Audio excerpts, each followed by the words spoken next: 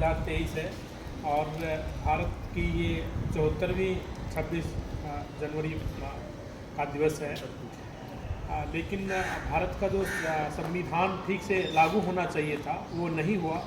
हम देखते हैं कि संविधान के लागू नहीं होने के सबूत हमें चारों तरफ दिखाई देते हैं कि आज 2021 की जो जनगणना होनी चाहिए थी वो नहीं हुई।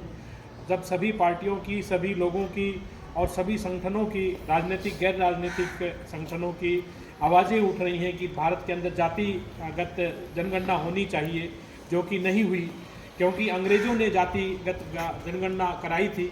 जब हम आज़ाद हो गए हैं तो जातिगत जनगणना कराने में क्या ऐतराज़ है, क्योंकि जब तक हम जातिगत जनगणना नहीं कराएंगे तो हम लोगों को भागीदारी क्या देंगे।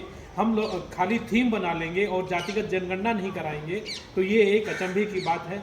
आज हमारा जो जनप्रतिनिधित्व है वो 1971 की आबादी से है, जबकि सभी सभ्य और विकसित देशों के अंदर ये वर्तमान आबादी 2021 के आधार पर है। तो हम कितने पिछड़ रहे हैं। तो हमको इस तरह के दकियानूसी और संकीर्ण सोच का नहीं होना चाहिए।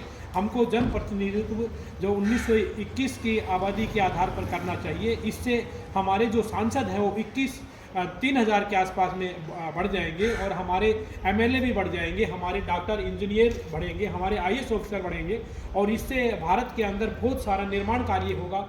जगह जगह तहसीलें बनेंगी, जगह जगह नए डिस्ट्रिक्ट बनेंगे और यहाँ इतने नए पदों का सृजन होगा और यहाँ की जो बेरोजगारी है वो दूर हो जाएगी। तो इसलिए हमें दरिया दिल्ली को दिखाना चाहिए और भारत के डेवलपमेंट का जिम्मा लेना चाहिए। जो लोग शासन सत्ता के अंदर हैं, जो पार्टियां राजपाट के अंदर हैं, उन लोगों को इन सब चीज़ों का नोट लेना चाहिए कि भारत के अंदर जो निराशा का जो माहौल है कि आज यहाँ जो नौजवान जो लोग हैं यहाँ एमए कर गए हैं, बीए कर गए हैं, बीएससी एमएससी कर गए हैं, पीएचडियाँ कर गए हैं, लेकिन उसके बावजूद भी उनको क्लास 4 लगाया जाता है, उनको ग्रुप डी लगाया जाता है, उनको